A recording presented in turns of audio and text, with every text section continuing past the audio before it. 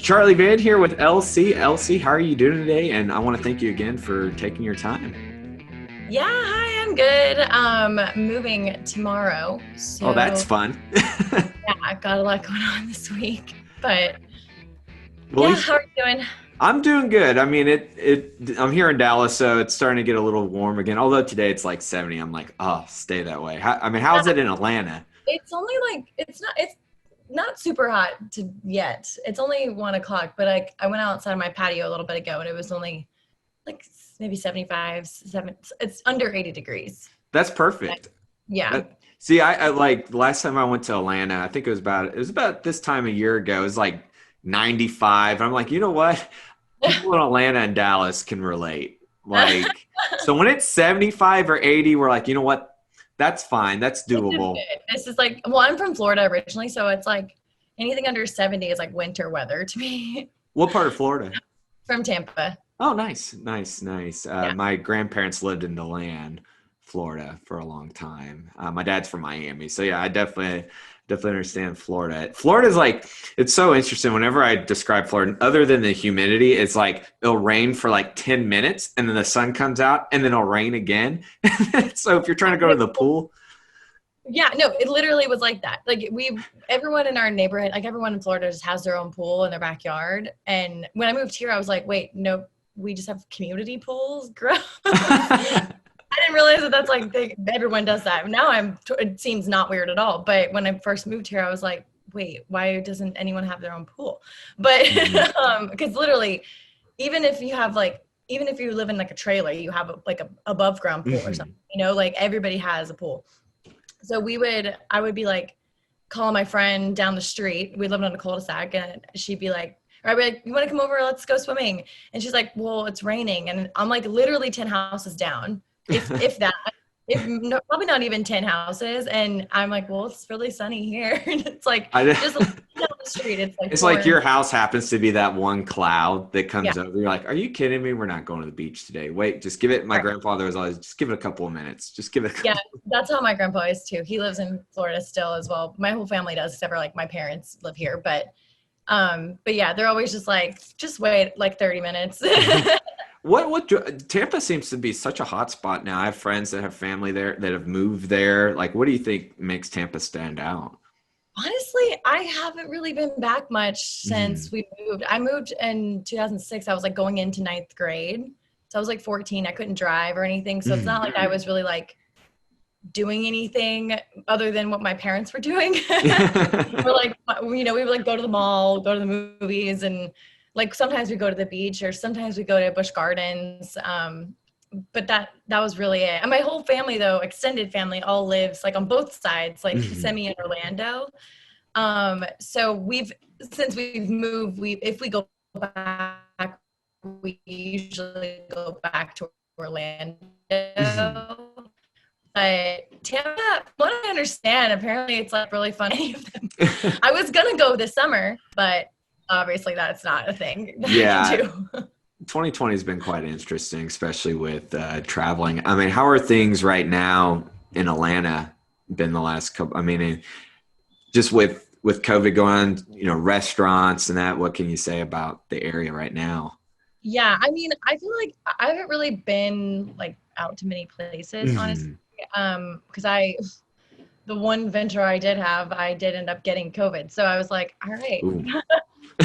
not not my thing. I cannot go out at all, even kind of. So, I but from what I've seen, like I have people are posting videos of them going to like clubs and bars and like really crowded, and I'm like, that sounds like a nightmare right now. Well, speaking of back to Florida, Like, Florida's like, we're reopened. yeah, well, Georgia's been like reopened since Yeah. June, but Same with Texas. yeah, like not really. It shouldn't have been. Like, Hmm. I mean, I'm at the point now where I'm like, okay, we have to figure out a way now to just navigate this because Hmm. it's not realistic it's going to be more harmful, I feel like, for people to just stay in their Hmm. apartments and houses and stuff. Like, obviously, I'm wearing a mask if I'm out. Like, if I Yeah. step out the door, I'm wearing a Yeah. mask. Like, I'm not trying to be dumb about it, but I just think Mhm. that as long as you're trying to be like as safe as you can. Mhm. You know, I'm okay with like hanging out with like a couple friends or something, like People you've yeah, like been close. not trying to make like new friends or Yeah. really date around at all right now. Yeah. But yeah, I mean, just people I know that you know, just a small group of people and mostly outside. I'm worried that when it gets cold outside, like it's gonna not be as it's probably I'm just worried for what happens in the winter when we're all gonna have to be inside. So either people are gonna go out and into bars, like in Mhm. people's houses, like house parties and going into bars more. Um, I've been to a few restaurants around here and sat Mhm. outside and like I've always felt like every restaurant I've been to around here is like taking a lot of precautions. Yeah, I think Um, restaurants they're doing their best. I feel yeah, like they're doing the best you can in right, adapting with this and making sure everybody is right. is safe and also holding like people accountable. Like, hey, you can't leave your table without without that mask. So they will, every restaurant I've been to has like I've watched them call it out, or even my own self. Like I'm just like the bathroom's like right there or something, and I just don't even think about it. But every time someone has said something, I've watched them. They've said it to me. Well, like because no one I don't think at a certain, but most people, you know, aren't like intentionally forgetting to wear their Yeah. mask. It's just like because I mean I've even put my mask on. I always will sit outside. Also, Mhm. like I have not sat really inside a restaurant at all. Basically since since last year really, because I wasn't doing it in the winter. So but yeah, so I've only been sitting outside anyway, but Mhm. which has been kind of fun. Um and honestly I think I've been to like I could count on two hands how many restaurants I've been to since Mhm. March, which is not a lot if you think about it in like 6 months. But yeah, I mean, I've seen other people doing it too, and like I know I try to do it if I think about it, or if I see the waiter coming, I'll put my mask on just for them coming over. Yeah. Um, Obviously we can't wear a mask when we're eating or drinking, but Yeah, and that's kind of like that's the only kind of small loophole I feel. But at least if you're with somebody, you're with someone instead of like a large group. One yeah, thing I've always talked about is like, man, and I get that we're in a pandemic. I think you just mentioned about adapting, and I think there's safe ways to do it, but we definitely have to support our small businesses and our oh, small yeah. restaurants during this time. I mean, they all have families and that. And Yeah. is there a place you like to go to that you've been supporting during this time in Atlanta? I'm trying to think. Like, I honestly don't really get to go that Mhm. much. But I know there's like a little, I think it's family owned. There's like a little like Italian restaurant down the street from me that's Mhm. really good. It's kind of expensive though, so I don't go there all the time. But um yeah. I've tried it whenever, especially around like the height of all like the Black Lives Matter stuff, I was Mhm. better about it. But I also just I'm really I don't really eat out much, Yeah. honestly. The only reason I would really go out, even before the pandemic, like Mhm. the only reason I'd really like go out to eat was or like I would more like go to bars than I would Yeah. go to a restaurant really. So I haven't really been doing that because obviously I'm not trying to like go to bars right now. Yeah. But so yeah, honestly I can't really think of anything. I feel Well, bad. it's probably smart that way. I mean, you're saving money, because the one thing is like eating and drinking at the same that adds up depending on where Yeah, you go. I wonder how the couple times I've been there, Ponce City Market's doing right yeah. now. I mean, because that place is Yeah, always no, it's busy. right down the street from it. Like I could walk there. I haven't it's open now. Mhm. I just I haven't really been. Like and also I didn't wasn't like that big of a person who would do that stuff anyway. Yeah. So it's like I think honestly, if I'm gonna be completely honest with myself, the most places I've gotten food from in the pandemic is like Chick-fil-A and then Willie's. Hey, that's fine. Chick-fil-A is not. I mean, that I love their sweet tea. Do y'all have Willie's out there or no? No, no, no. What is it? Is Willie's like a burger or No, burger? it's like do you have Moe's? Oh, the like kind of like Chipotle style South. We do have. I guess Chipotle. So I don't like Chipotle, but Yeah, I'm a. You guys yeah, probably don't it's have this, but we have Freebirds here and Chipotle. I kind of prefer Freebirds over Chipotle. It's good. If you ever come to Texas and especially Dallas, go to Freebirds. It's awesome. I'm sure if anybody from Chipotle watches is like, they're oh not wait, hold allowed on. in our Breaking restaurant. a little bit here. Uh-huh. And so, Oh, yeah. sorry.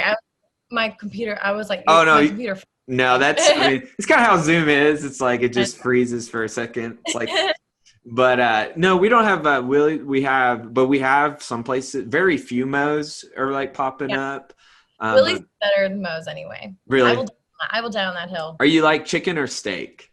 I'm definitely chicken. I can't eat red meat. It makes me Yeah, sick. yeah. I mean, So technically, it's not really good for most people, but some people, it's either like I feel like it's either you need it or you Mhm. don't.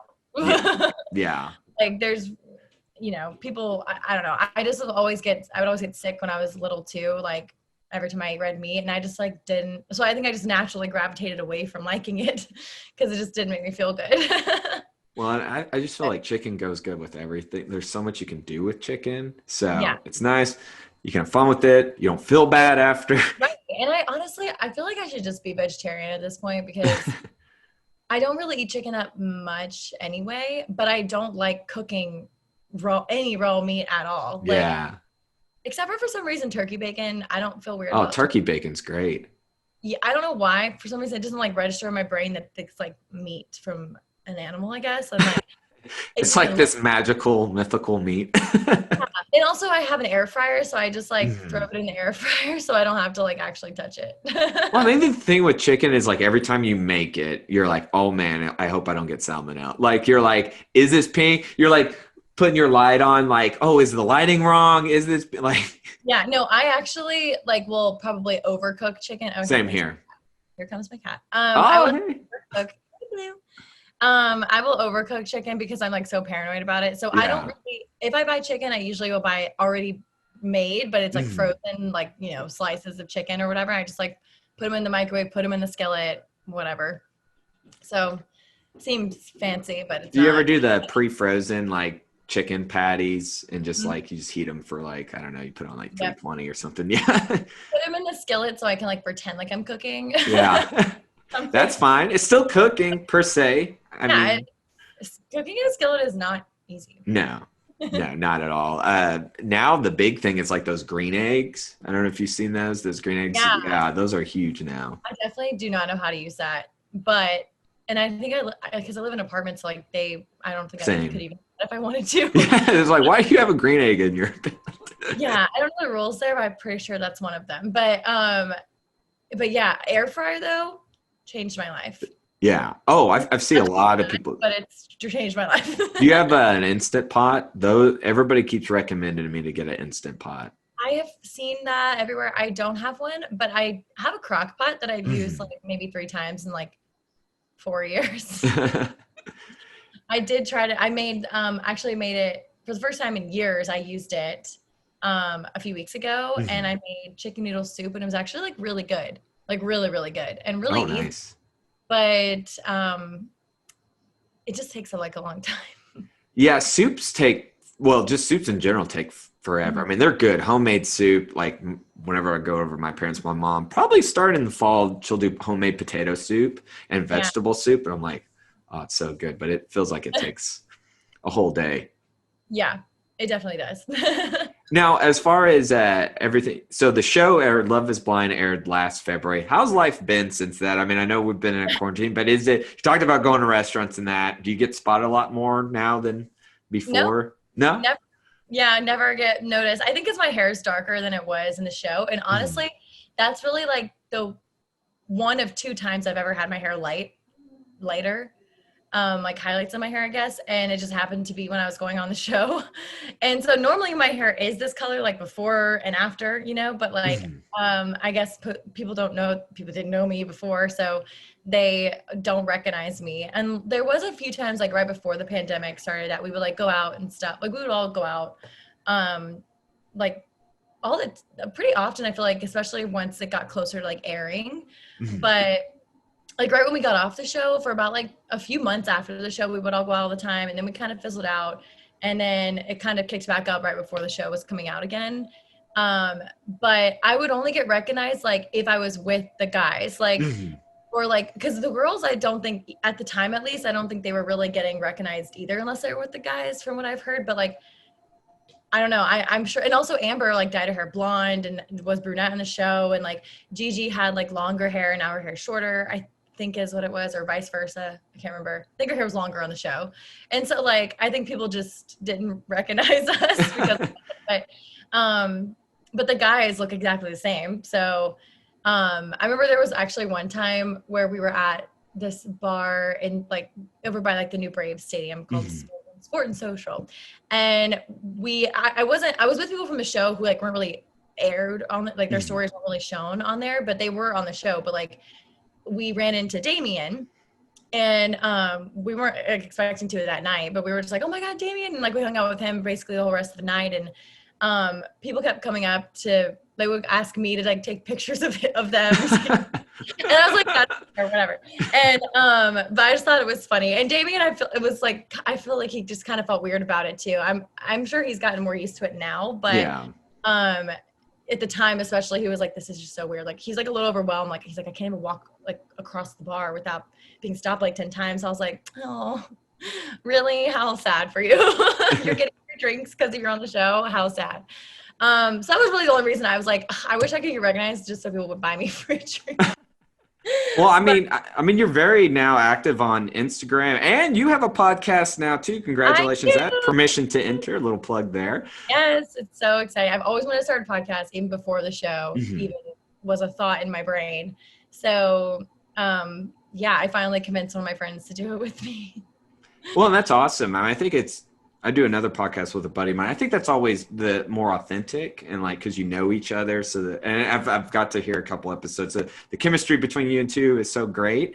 What kind of podcasts before did you love listening to, and what are some right now on your playlist? Yeah, I listen to a lot of like Bachelor podcasts. Oh, that's not bad at all. I mean, there's a lot of content there. Yeah. Well, I like The Bachelor. It's fun to like hear people's commentary and like, I was always intrigued by like how the whole reality show process worked anyway. And I still am with Bachelor. Like, I think Bachelor and Survivor, those are only two shows I'd probably do. Bachelor and Survivor. Yeah. Maybe Big Brother. I've never seen it, but I feel like I would like it because like the indoor version of Survivor from what I've heard. It is a little bit. It is a little bit. I might do better with that. I want to start kind of watching. I need to start watching Big Brother, but I like Chicks in the Office is a good one. I like just kind of like getting my mind off of things. Of life. Kind of reality. Celebrity gossip, talking about The Bachelor. But I do also really like, I don't know if you know, like the Betches Media group, like I love all their podcasts are great. Like they're kind of the podcast that got me started in liking podcasts. Their Betches Sup podcast where it talks about like more political stuff. I've shared a lot of their stuff on Instagram if you not, but yeah, it's kind of like talking about politics, but in like a easier way to understand. So I started watching that before it was even a podcast. It was actually like, I think it was just like a little going on live on a Facebook. It was Facebook Live. So, but yeah, then they became a podcast, and that's how I started listening to that. Well, it's with podcasting now, I mean, it's for everybody. Like it's limitless. I mean, it's booming. I don't see it ever slowing down, at least not now. And there's room for more because there's so many areas, you mentioned Bachelor, but there's politics, there's sports. I mean, there's so much. I know true crime is a huge one. So was it Crime Junkie, Serial? People like murder. I mean, apparently. I like TV shows like that, but I don't know.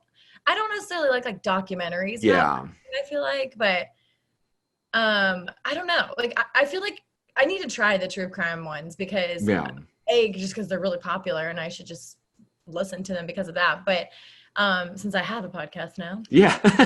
Also, I don't know. Like people are really obsessed with it. No, they are. It's fine. I don't know if I could like mentally listen to that all the time. Like I think it's a good once in a while. I mean, I know there's people that are like serious fans and not knocking it, but I mean, like there's some stories that are pretty gruesome, some in people's areas, hometowns, and you're just like, what the heck? An overactive imagination already. Yeah. And I already have a lot of anxiety. So like, I don't know if that's the route I necessarily need to go. I guess for me, I just try to escape from that. Like, yeah, just like you said, Yeah. like I like listening, like Conan O'Brien has a very funny podcast, and I'll listen to Mark Maron and stuff like that. Like interview podcasts, or like stuff you should know. So like some fun Yeah. facts to know. Oh yeah, I like to listen to like I forget what are they called? Like the NPR ones, like Oh, like How Did This Get Built? That one, yeah, and Entrepreneur. I really like God, I can't even think of any names of podcasts right now. Well, NPR has so many, and they have it. And Yeah. then there's also So they're Up First podcast. And then the You Up podcast from Betches is really good. It's like dating, like stuff about dating. So it's like just really funny. And then Pod Save America. That's yes, the other one. yeah, that one is I think one of the top, I believe, one of the top podcasts really, out there. And then like one of my favorite like author / social workers, I guess, Brene Brown, if you've heard of her, like she has a podcast now. And Heather McMahon, who's a comedian in Atlanta. Like I'd heard her name, I think, but I just never like knew. I've never like been to her shows or anything. My friend Tiffany, who does the podcast with me, she was like obsessed with her podcast called Absolutely Not. That she started in quarantine, and it's like really funny. It's just her by herself, and she doesn't really interview people from what I've seen necessarily. Like she does, it's like rare. But it's kind of like listening to a stand-up almost. Like she just kind of goes off about whatever. So yeah. Well, there's like, once again, there's so much you could like talk about and cover, and on going back to your guys' podcast, and talking about even like dating. I mean, what do you think about dating in 2020 right now? I mean, obviously, it's we got a pandemic going on, but what do you think about like the apps? And what is it, any your advice or like tips for people kind of going that avenue and some of the things you've come across? Yeah. Honestly, dating sucked before a pandemic happened. Yeah. So it's never been easy, and it's never really been like fun for me necessarily. Like I like meeting new people. I just don't like meeting them with like the pressure of we're gonna date, I guess. Like I don't know. But I mean, I feel like dating, I'm just not good at apps. Like I'm just not good at dating apps. Same here. I'm the same way. I would love to be that person who could just do like FaceTime dates. I think that would be fun. As like a first date, especially because I think half my problem, even before quarantine, like I just don't want, like, I'm like, well, okay, well, I have this like expectation built up in my head. You look at their profile and like you kind of, even if you try to or not, like you create a person based off their profile. And which is, everyone does it. Like it's, whether you try to do it or not, like you were doing it subconsciously. Like I really think that everyone does it. And like I think about what they might sound like or what they actually might look like in real life. Is it just a good picture or is it a bad picture? Like, and then you can go like stalk their Instagram, their LinkedIn, like, it's like all these things. And it's not like it takes that much effort. It sounds like crazy. You're like, oh, I looked at his Instagram. Oh, I looked at his LinkedIn. It literally takes like all of 3 seconds to look up things. And I already know all this stuff about these people. So then I like, you built up this person in your head and then you meet them and it's like always, like I said, I have an overactive imagination. So like it'll pretty much I'm flat a little. Same there. I don't think there's anything wrong looking at, because there's been so many bot profiles. Honestly, it's not really like, oh, I want to know more about this person. I'm mostly just trying to figure out if they're a real person. Yeah. If I'm going to get killed on this date is what I'm thinking. Yeah. I'm not thinking like, oh, let me find out as much as I can, I'll find out other stuff just from looking it up. But honestly, I think I look it up just because I'm like, is he a real person? And I want to see like other pictures of him that aren't on his app. So I think the worst part about a date is like when you're meeting them from an app and stuff, like you've never met this person before in person. I think the worst part about the date is like walking in to wherever you're going, because it's like, I don't really know what he looks like. What if he looks completely different? Like from what his, some people just photograph well. Some people don't photograph well. Like what if he's just like a different looking guy? And so I just like have a lot of anxiety about that. He's a robot. Like once I'm there, I'm okay. I feel like, like once I sit down and like have a drink, I'm like, okay. I mean, I feel like I could hold a conversation with pretty much anybody, you know, like it's not, that part's not hard. It's like just actually like caring about them, I guess. It's really the hard part because I don't know them. So it's really just like I met a stranger, had a fun couple of hours talking to them, and that's that. When it comes to like the messaging, where does it frustrate you the most? I think it's dating apps are hard for me because I feel like I just kind of forget that I have an app. Yeah. I don't have the notifications Yeah. turned on because it's just like gets to be just like it's just annoying. And so I don't have notifications turned on. So I have to like actively go to it. And I feel like I only would go to it, like I would check it like once or twice, maybe a week. And so I just feel like, I don't know, I'm just like not good at keeping up with the conversation in Mhm. general. Like either we're having a consistent conversation and I know, and I'm checking it because I know we're having a conversation, but if it's just like I message them or they like Mhm. I'm not keeping up with it like that. And so I think I'm just bad at communicating on there. But also in a pandemic, especially like I don't want to just like meet random people really. Yeah. Like I mean want I don't feel like now's not the time. Like and maybe I'm using that as like an excuse because I don't like dating anyway. But like it is what it is. I just, if it happened like by chance, I guess, whatever. But I'm not really interested in dating right now. I don't really want to like meet somebody new because right Mhm. now the risk is a lot higher meeting like somebody for a drink, you know, Yeah. and it is, even if we're outside, like the risk is higher doing that than it is for like in normal life before this, the risk was really just like, ugh, what if I don't like this person? Mhm. But now it's like, ugh, what if I don't like this person and I get COVID? That's a double whammy. Oh, yeah. Used to you were just like, oh, I don't like this person, and this, you went double dutch. You're like, ooh, that's like $60. But now it's like, oh, you didn't like this person, that's $60, and I may have COVID. Like, Yeah.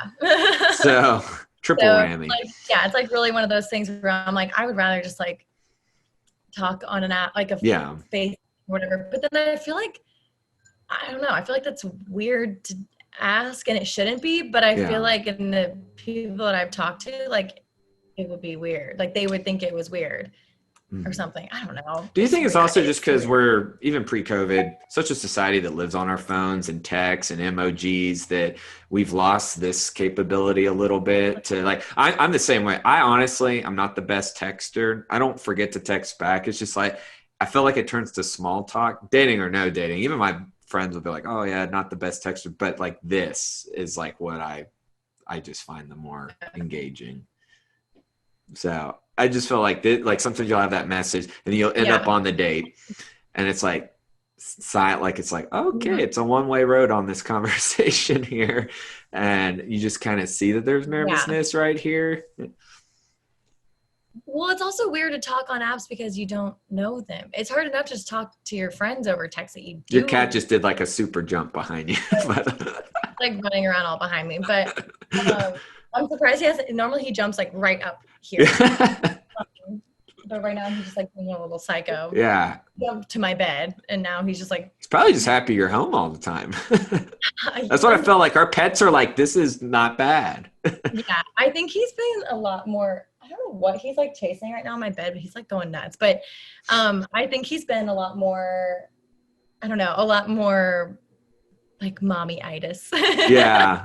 Like, especially because my roommate's moved out now too, and like I'm about Oh, to move out, and so she's been yeah. moving out for like a couple months now, and so especially since that I've never lived with my cat Blue, like just me and him, Yeah. and so I think he's just kind of been weird about that.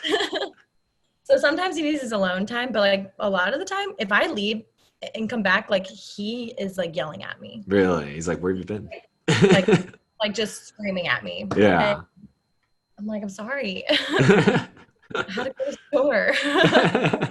So I think he's got a little more of like, I'm worried for everyone's pets, honestly, now when they Yeah. do go back to work and eventually one day, especially people who got new pets now, you know, like Yeah. in quarantine, because I feel like they're being so like used to that schedule now and like more dependent on us and like getting used to us being around a lot more. And like, it's going to be sad whenever I don't know. Anytime, even when I go to the store now, I'm having like separation anxiety. I'm like, You're like, oh, I miss Blue. no, I'm the same with Chewy. I'll just bring it up. He's just like, hey, you got me No, on the lap. he's so he, cute. he's the ultimate, like, for a Chihuahua, the ultimate like lap dog. Like Oh, he's he's so yeah, cute. and he'll sunbathe in the blinds. Like he Yeah, just yeah. But I always feel bad, because I know they're like, well, they don't have a sense of time. Dogs don't have a sense of time, but I'm just like still like he's used to being like just at my side, and I don't know. yeah. I just like so Blue, now Blue is never not like very rarely is he not in the same room as me. Like he always yeah has eyes on me. Like yeah. he's always either right next to me, on me, or like he's in the room. He can see. Mhm. Like if I go, like no matter where I go, like even if I just go to the bathroom for like a second, he follows me, Yeah and like yeah. he's attached. Well, they pick their pets pick their person, and when they pick their person, there's like wherever you go, I'm Yeah. going. I gotta protect you. And it's kind of crazy how that he like knows, I guess, that like I've always been, because I've had him for 5 years, Oh almost, wow. yeah, almost exactly five. It's a little over 5 years now. I got him Mhm. like last week was our 5-year anniversary. Oh, congrats. Well, thanks. Did But he get extra treats? he doesn't really like the treat. So Really? I just gave it, I played with, like, I did all his favorite things. We went out to Yeah. patio for a little bit. We had a laser pointer. We cuddled. Yeah. So it was like all his favorite things, but yeah, no, he doesn't really care about treats. Yeah. um, but yeah, so I've always had like roommates, like at least Mhm. one or two roommates the whole time that I've been the same roommates, same two people for the last like 5 years. And he like always knew, even though I got him, like we were all together, he has always known that I'm his mom. And I like got into an actual, like a legit fight with someone I was dating. Oh wow. Like 3 years ago, I was dating Mhm. this guy for a little bit, and he was like, okay, but Blue doesn't like, he's like not a cat person, whatever. But like neither of my two roommates, or like one of my roommates, well now fiance, like none of them liked cats before they met Blue, and they all are obsessed with him now. So There he's not a you won him regular cat, over. full cat, yeah. And so, but I just thought it was funny because I mean, I was like legit mad at the time. I still thought it was funny at the time that I was even mad about it, but he like made me so mad because he was like, well, Blue doesn't like actually know that you're his mom. And I was like, no, he does. No, he knows. And he's like, no, he doesn't like love you. He doesn't like know, cats don't know that. They can't like love. And I was like, yes, they can. And yes, he does know that I'm his mom. I have had two roommates this whole time. I was like going off about like he sleeps in my room. Yeah. He's always in my room. If I'm here, and even if everyone else is here, if I'm here, he's on my lap. Like he doesn't go to them unless they loved when I would like go on vacation because Yeah. they would actually get to cuddle with Blue. But yeah, I like got into an actual fight with him about it. You were throwing down. You're like, I was like, you don't get to tell me my child doesn't love love- me and know that I'm his mom. Like, he knows. He knows. I feed him. I clean his litter box. I'm the one who cares about him the most, obviously. you're the leader. I mean, that's like, they Yeah, say with dogs, you're the leader of the pack. They respect you, like, he knows. If there's you don't loyalty have there. feelings, if you don't think dogs and cats, like, you don't think cats have feelings, like, you They're just just don't. more independent. I mean, Yeah. they can kind of survive on them. I feel like a lot of dogs have to have that, like, I think they're just more upfront about it. I think yeah, they all want attention to some aspect. yeah. They're just more like upfront. Has Blue So ever not approved of a potential date? Like, just kind of act, he's never been like mean to yeah. anybody. There's some people that he'll like immediately start like, rubbing his head all over, like on their legs and stuff, Mhm. like, or like on their shoes, weirdly. Mhm. And with friends too. Like he mostly likes all my friends that I've ever brought around him. But yeah, I mean, he's like pretty social for a cat. So, I mean, he's not like trying to cuddle really with most people, unless it's me. But he is definitely a cuddler. But I don't know. He's never really like, I haven't really dated many people like since I've gotten him. Yeah. In the last 5 years, I haven't like the longest relationship I've had in the last 5 years was like 6 months. So he hasn't really had the chance, I guess. Was it hard going on the show and leaving, like not having him? Weirdly, I thought I'd be more sad about not having him too. I thought I'd like miss him more, but I think because I was so overwhelmed, I was so like busy and like overwhelmed with like what was actually happening.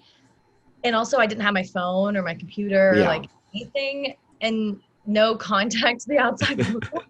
So like I didn't, when I go on vacation normally, like my friends, if my roommates were watching Blue, like they'll send me a picture of him or, like a video of him doing something funny. And I'm like, oh, I miss him. But I couldn't, he was like, not that I like didn't miss him. I definitely still talked about him on the show, but like he, and I did actually bring a picture with me of him. But actually most people on the show who had pets brought a picture of their pet. Oh, well, we got to. But, which is funny. Yeah, I think because we all knew. Kind of a little part of home there, So yeah, I think so. There was a part on the show actually where they didn't show it, but in the pods that they could actually like give, we could give gifts to the guy on the other side, whoever we wanted to give gifts to. And it would like, when we would be on date, they would have it in their room, like when they walked in, like whatever the gift was. And so we all had to bring like a couple things with us to the pods. One, I think it was like something that like represented us and like, I don't know. There was like 3 things I guess that we have to bring. I can't remember exactly what it was, but one of the things I made was I made a CD with like a few songs on it that I like. Nice. Like love songs. Keeping it 90s, 2000s. Yeah. I had not burned a CD in like. I know that people, man, I kind of miss those days. I don't know why I miss those days, but you felt like accomplishment. Yeah. It took me a second to figure out how to do it again. Like it's actually very easy. I just didn't remember. You do have to buy the songs though. And I was like, dang it. So I had like 11 songs on the playlist and then I sent it down. I guess I won't pirate. Yeah, I had no LimeWire. Bring back Napster. But I only did like 5 songs because I was like, I'm not going to spend like $10, $11 on this because like who knows if I even give it to somebody, Yeah. But I thought it would be nice. I knew we weren't going to be allowed to like even listen to music or TV, nothing. So I was like, they're like love songs by my favorite bands. So what's your favorite bands? Cage the Elephant, probably. Oh yeah. Yeah. Ain't no rest for the wicked. Yeah, it's kind of like that similar vibe, like more like alternative love songs, I guess. Like I don't know, but it was a pretty good CD if I do say so myself. Yeah. But it was kind of cool though because I didn't have anything to play the CD on. I didn't have time to like go buy a Walkman or anything, so they ended up buying a Walkman for me and one for him, and they burned another copy of the CD so I could listen to it too. And I gave it to Barnett, and he loved the CD too. Like he was like guessing. When I was just telling him what was on it before he heard it, he was like already could guess some of the songs that I had picked, and I was like, yes, oh my god. So it was like cool. We could like like the same music, and that was like one of the things that we kind of bonded over, I guess, in the pod for a little bit, and also made me feel good because I literally had never felt so much joy. Yeah. Because I had not been around anything artistic, basically, like any kind of arts at all. Television, movies, like not even listening to the radio, like nothing. And so I was like so happy. And I was listening to this music. I was literally like just like smiling and like sitting there with my Walkman. Definitely 90s right there. Well, I listened to it I probably listened to it like 3 times in a row. Before they made me stop. Well, there was so much fun when you could just listen through a whole CD, and then the old CD covers. I mean, I know like there are still vinyls, which I think that is cool, but like just open that CD artwork and the little bios. Remember, like you go to a concert and there's somebody in a parking lot, and I talked about this with a prior guest, and somebody's like, "Here, check out my band's CD," and they would share the headphones. I don't know how sanitary that was, but still, we did it. Now it's like MP3 cards. I was gonna say, the last time I had someone like give me their mixtape, quote unquote, some guy who was like actually pretty creepy at Walmart. Yeah. And it was like 5 years ago, probably at this point, but that's like the last time anyone has ever offered me their music, but in person. But he like gave me a card, and it was like had the links and stuff to his like iTunes and stuff. So I was like, this is new. Or now But there's like band camps, or they'll say, "Hey, check out my Spotify." I guess we kind of like that with podcasts. They're like, "Hey, check out my podcast." Right. You Yeah. know? Or like I think SoundCloud is a like mixtape thing. Yeah. So that's pretty cool. But yeah, no, but yeah, well, one of the things I brought was a CD, and the other thing I brought was a picture of my cat. And then the other thing was like this like selenite rock, which is like hard to explain. But basically I gave away both those things. I got the selenite necklace back because I was like, that's expensive and you don't deserve it, so I need it. I gave it to Barnett. I was like real pissed at the time. I was like, yeah, I'm gonna take that necklace back. Like, gave a fuck, you know? Yeah. If I could No, you can cuss. Yeah. It's, no FCC here. Perfect. Yeah.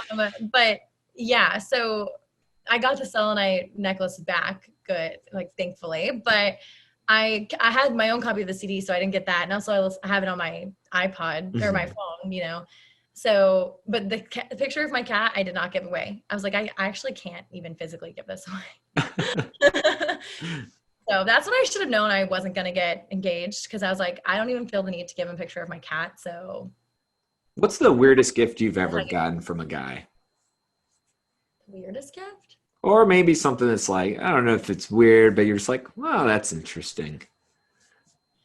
Honestly, nothing. Yeah. I mean, I'm the kind of person where I'm not a gift person. Like I'm not a good gift giver, and I don't like getting gifts sometimes makes me uncomfortable. Like even if it's like my birthday, unless it's like from my family, I just feel weird about it. I don't know.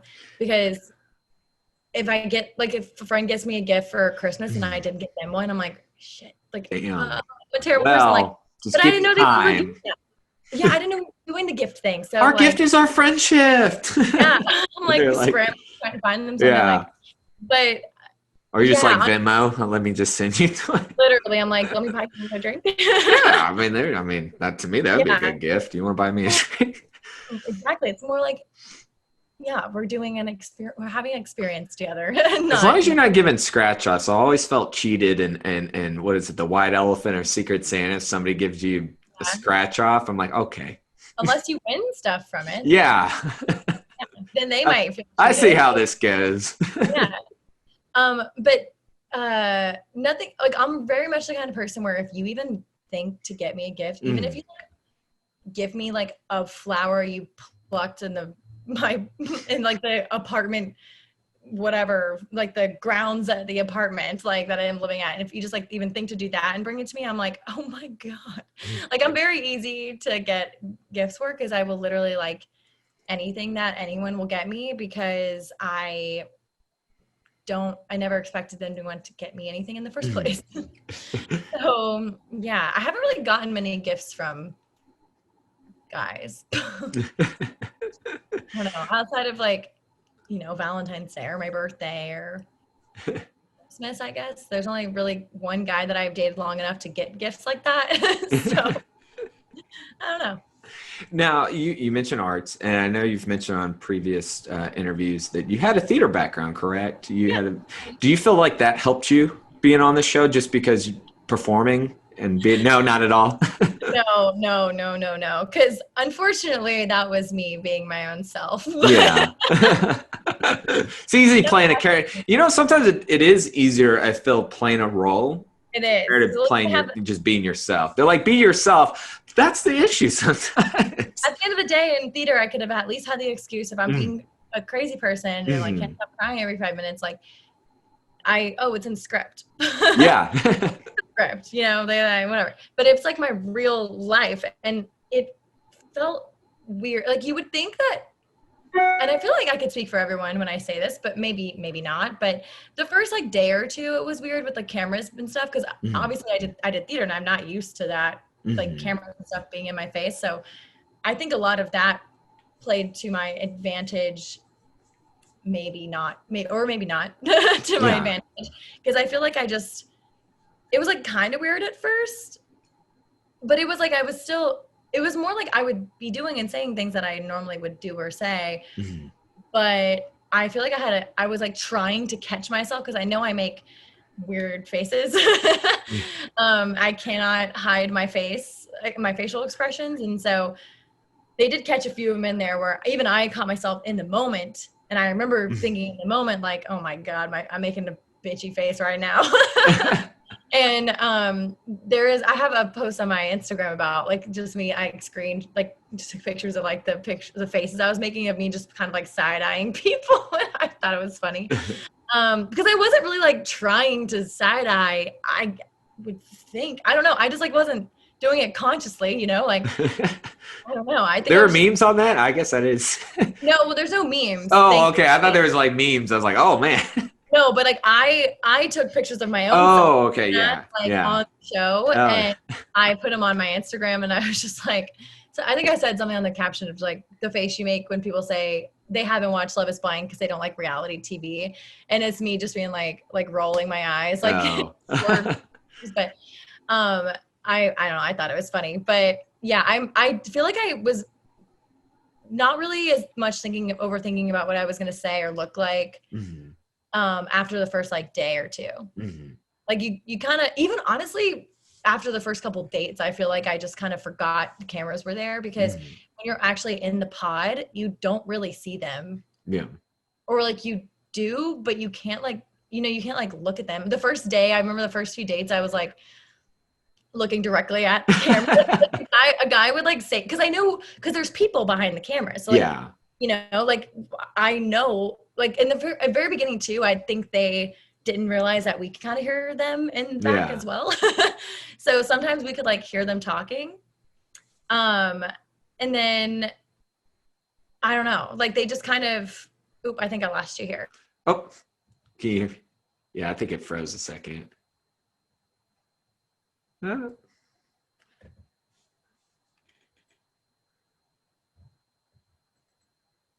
Let's see.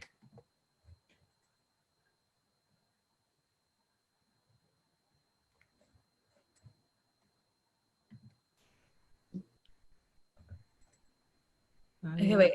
I think it's for. Okay, I might hear you. I hear you. I feel like we're in a pod right now. Honestly, there was some sound issues in the pod, so yeah. Yeah, it looks like it says connection. The beauty of Zoom. Okay, we're back. I think a little bit, and it's a little. Yeah. I can at least hear you now. Sorry. Oh, there it goes. Okay, there. Can you see me? Okay, yeah, we can hear each other. Yes, you're moving in like slow. I know. It feels like a slow. It's like pixelated. Yeah, that's the thing with Zoom. I know. Yeah, I haven't actually done on my own podcast yet, like any interviews. So I'm like, that's coming next week actually for the first time. So I'm kind of like. Yeah, I mean, it's interesting with Zoom. I mean, Zoom's kind of everywhere now. With businesses are using Zoom. I know I keep saying this, but like, man, Skype just did not get on that ball when it comes to any of that. But there are some. Just skipped over Skype. There are some bugs, but it is convenient, especially during these times. Usually, before this, I would do this in person if I'm able to. So, but it's okay. You gotta run with it. You gotta flow with it. Do you have any advice though for anybody? I know they announced a season 2 of Love Is Blind, but just for anybody going on a reality show, like any takeaways you have, they're like, oh, maybe do this, don't do that. Yeah. I would say like, don't get engaged just so you can like continue being on the show. Like, it's not worth it. People will see through that. And also like, I don't know. I just feel like, I don't really feel like any of us really did that because also we didn't really know what was going to happen. We don't even know if the show was going to come out, Yeah. Like to a certain extent, like we kind of knew, but I really do feel like we all had like genuine feelings. And I at the point of the engagement time, like I honestly was going to say no, even if I didn't think he was going to propose, but even if he was going to, I was going to say no at that time. Just I was so like, I was just done, and so I'm just saying, like, you don't have to get engaged. You don't have to like force something to happen. But also I would say like, don't put so much pressure on it, being engaged. Once you get in the real world, there's a lot of like, you're going to have a lot of that pressure. And again, I only can speak to this as what I could have imagined it would have been like if I've gotten engaged on the show. Because I think a lot of the reasons I wanted to get engaged necessarily was just so I could meet him, you know? Yeah. Like before I had kind of was like, no, I don't want to do this anymore. Like that was the reason I was like, I have to meet this person. Like I want to meet this person so badly. Like we have this like connection emotionally now, or like, you know, without like, I just don't know what he looks like. I have an idea of it in my head kind of, and I'm sure he did too, but like, I just didn't, no one really knew. And so, it was more of just like, I'm dying to meet this person that I've connected with. Whether or not I could see them as a life partner, even though at the time, like I was thinking, you know, that's what we have to think about, because at the end of the show is a wedding. So, but I was trying to focus on like, to not put as much pressure on myself. I was just like, okay, in the real world, obviously if I get engaged, it's like a big deal, and that means a lot. But in the show, I was more like trying to not be so crazy about it and just be like, okay, it's just so I can meet this person if we get engaged, like this person that I'm really like, that I could really right now would love to have as a partner. But I don't know really when we get in the real world if our lives will actually mesh up. So I just really want to meet this person, and just trying to like keep the pressure off myself, I guess. And I knew too that like, if, you know, I did get to the weddings and stuff, like we could say no, like, and we could keep dating if we wanted to. You know, that's something I wasn't like vocal about that in the podcast, and like in the pod, I was gonna say podcast, in the pod. But yeah, I mean, I don't know, like I just felt I was trying to make it like less pressure on myself, I guess, if that makes any sense. No, no, definitely. I mean, it's a unique like dating experience. I mean, that's got to be not easy. Obviously, you mentioned the cameras and that, just that pressure. And I mean, it's kind of a very quick process. Same with, you know, the Bachelor, Bachelorette. I mean, you know, it's a little more rushed. Not saying that nobody's not ready for love or that, but it's just not a normal way of like the process of dating. I actually like really liked it a lot better, I think. Because, well, first of all, these people were like handpicked for us. Yeah. So like the producers and like casting people, like they cast people who they thought, like they told us that like they thought, like based off all the stuff that we went through, literally months of like questioning and like doing like in-person questioning, and then also like doing questionnaires. We did a psych evaluation, like all the stuff. So they had an idea of like what we were looking for and what kind of people we were, and obviously they all knew what we looked like. So, and the same people who do Married at First Sight. So like I think they do a really good job on that show of matching people up like physically and emotionally, at least to a certain, for the most part. Doesn't always work, but some, you know, they try their best. But they didn't tell, instead of Married at First Sight, they're literally just handing you the person.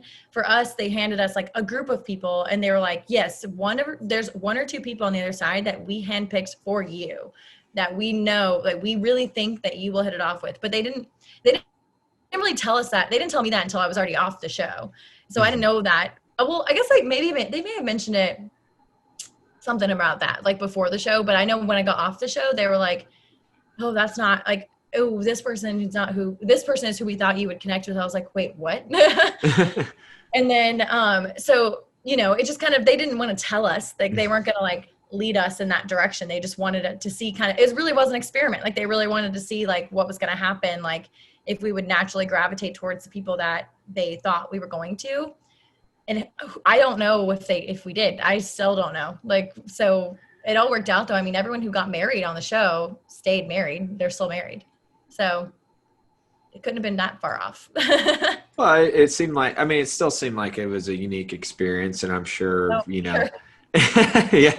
I mean, I'll tell you what, my heart was racing for those when it came to the altar scenes. I knew what happened, and I still. Oh, you did? Okay. So they let you know. Well, it was 2 years ago that we filmed it. So, oh, really? So why did it take that long to release? I don't know. Yeah. like we knew it was going to be on Netflix before. Like I remember them telling us that like the first day that we got there, and like they didn't tell. I don't remember them telling us that before, but it was. I kind of assumed because they kept saying like it's a major network, so I kind of just assumed it was like Lifetime because that's what Married at First Sight was on. But then at some point they said Netflix, and I don't know if it was before we got there or like I know the first day we were there they did tell us that because we were all like, what? Netflix is gonna do reality TV? Like no one's gonna watch that, you know? And because at the time there was no reality TV at all on Netflix. There, I mean, really, we were like the second ones. So Yeah.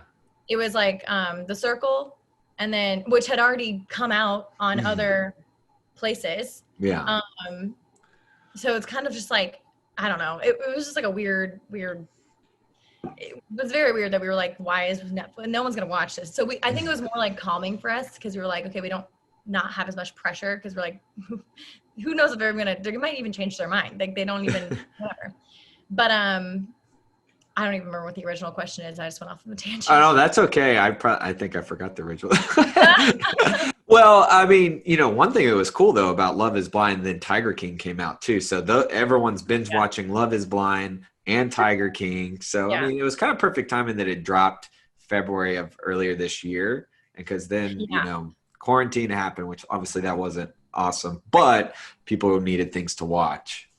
Yeah, well, it was kind of weird the timing of it too, because it's like it came out like it was over the course of 3 weeks, and it all came out before we were technically quarantined, Yeah.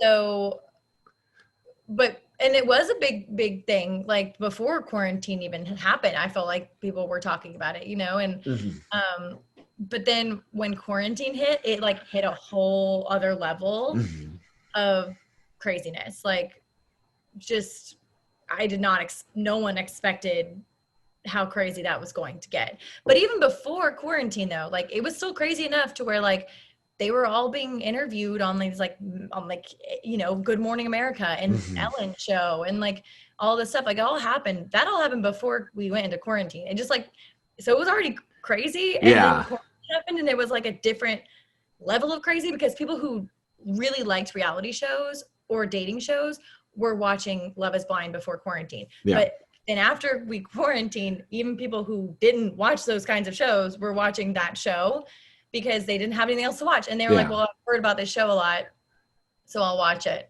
And so just like hit another level of craziness, I feel like. I don't know. Yeah, I mean, it was definitely like one of those, like, have you seen this? I mean, just seeing it shared on social media, Facebook, friends like, you got to see Love Is Blind. I watch it. I'm hooked. I'm binge watching it, and I'm recommending it to people. I mean, that's a good thing. I mean, it's awesome. I'm interested to see what, I don't know if they've started season 2 or that filming. I don't know. I know season 2 is supposed to be in Chicago, and season 3 is supposed to be in New York City. So I don't know. That is cool that they're doing different cities. Like it's not just everybody's from all over the place, like The Bachelor. That.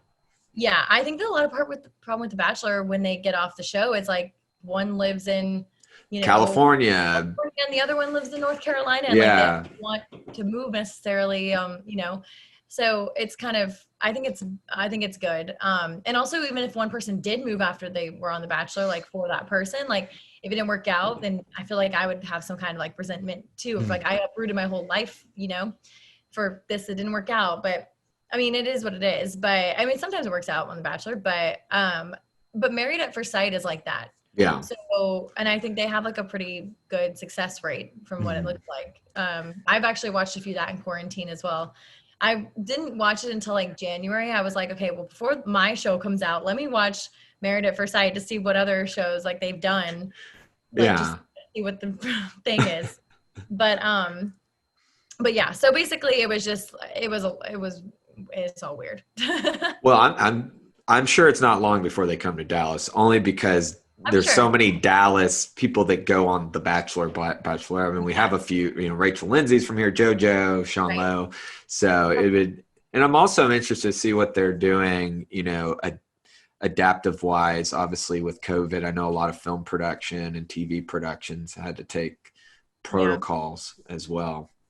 I don't really know, honestly, what they're going to do. I know that they're not wanting to film anything until it's like safe to do so.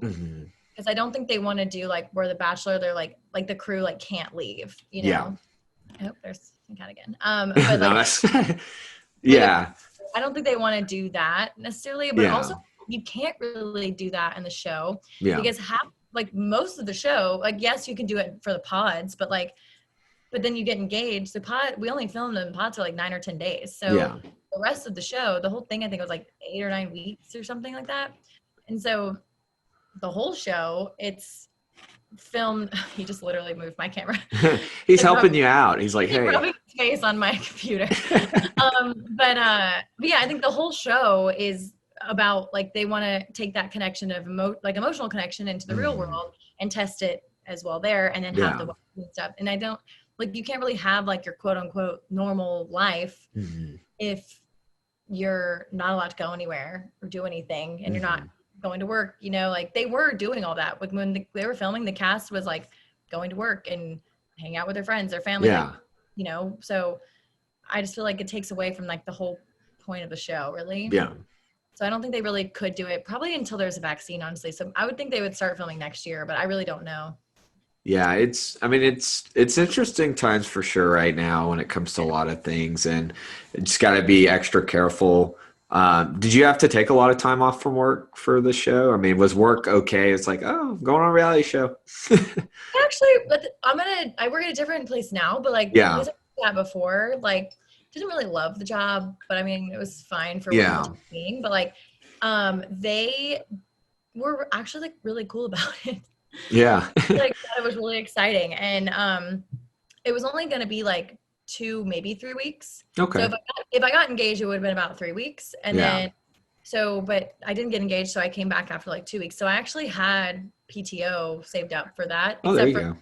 I think I just had like 1 day where it was like unpaid PTO, and that was it. So Almost like a staycation because you're still in Atlanta, right? So yeah, I remember being there and just like looking up and like laying on the couches in the pod, just like when we're in between dates and stuff, and I just was like, what am I doing? Like literally, where am I? What's happening right now? Like I could be at work right now. Like, you know what I mean? Like I was yeah. just thinking like, this isn't absolutely nuts. Like that I'm doing this right now and people are just, like living their normal lives. And I'm like trapped in a pod, like talking to people through a wall. What were you doing at the time as far as work wise? I was still in staffing. I was just a different company and I was like staffing for like speech pathologists and Okay. like Awesome. school psychologists, like school healthcare workers, like nationwide. So were you thinking, oh man, those emails that I'm gonna, there's tons of emails. No, because I told people Yeah. that my clients, my candidates, that I was like gone. I was gonna be gone for like 2 weeks and not able to like, you know, I had other people looking at my email and stuff. So it was nothing crazy. I mean, I did have a lot of emails when I got back, but you know, for the most part, my people on my team were able to kind of like pick up the slack. Oh, that's good. Are you still in that industry? Yeah, I'm staffing for different things now, but yeah, I actually just got off furloughed. I've been furloughed since April. Oh, wow. And I'm starting again on October 5th. So that's why if I keep looking down at my phone, that's totally fine. That's they're totally like fine. texting me and calling me. No, that's totally fine. Yeah, I have to like get my computer set up or whatever. So is that how's that industry going right now with staffing? not good because I was furloughed. Yeah, I've been furloughed since April, but it was really good right before. But I staffed for like permanent positions, not contract at all. So you know, permanent, and also I staffed for it's like specifically for. Have you heard of Robert Half? Like that's the company I work for now, but they have an office in Dallas, I think too. But it's called the Creative Group is what I work for. So they it's like marketing, graphic designers, creative directors, like stuff like that. So obviously those people, when everyone was making cuts in the quarantine at the beginning there, like creative was like, they're always the first to go. Yeah. So, and also a lot of those people have been contracted. You can contract pretty easily with those jobs. So like permanent placement too of those people was like, taking a nosedive basically. Yeah. So, but now it's starting to kind of pick back up again and like enough to where I can come back and I'm glad I was like, quote unquote lucky, because I was one of 3 people in our side of the office there that was furloughed and not let go. And they let go like half our office. So it's pretty sad, but yeah, it is what it is. Was there a moment where you're like, you know what, I may change or relocate if possible? Or Not really, no. I yeah, really liked the job that I had. yeah. And I was good. I'm good at it. So I'm kind of nervous now to go back to it, because I feel like I've not been doing it for so long. I've never not worked for this long, ever. Like since I literally started school and like preschool, like if you think about it, like I haven't gone this long ever. There's always been a routine, Yeah, there's I've always always been had, like, structure. school. I've always had Yeah. school where if I've had breaks, it's like a summer break where it's like 2 or 3 months and that's it. And so like this has been like 6 months. So or like 5 months, I guess, me being furloughed. So I'm like, it's just been weird. Now I'm like, I don't even know how to go back to work now. Like, and I have to like get up early and like, I don't know. Like, I'm really nervous about that. Just like getting back into like daily Get routine. back in the groove. Like I'm excited to get back into a routine, but I'm also like nervous that I'm going to mess it up or something. Well, I mean, you have been staying busy though.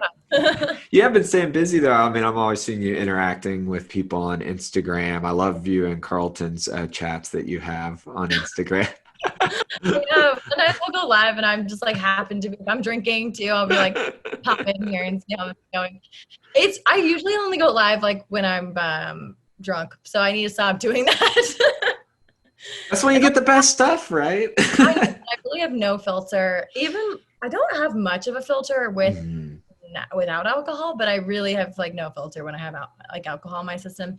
So yeah, I didn't need to be doing that. But I will say something I thought was really funny that I guess I just been busy with trying to do like podcast stuff that I haven't like wanted to do it, I guess. But these like drunk reviews that I was doing of like musicals, like I have never. I saw you did one on the Cats movie. Yeah, that's the first time I did it. And then I've done, what else have I done? I know I've done like Shrek the Musical. And I feel like I did one other thing. There's some musicals where you might need to be a little tipsy just to watch. The Shrek musical? Yeah. Or no, just some musicals out there where it may be fun to just be to.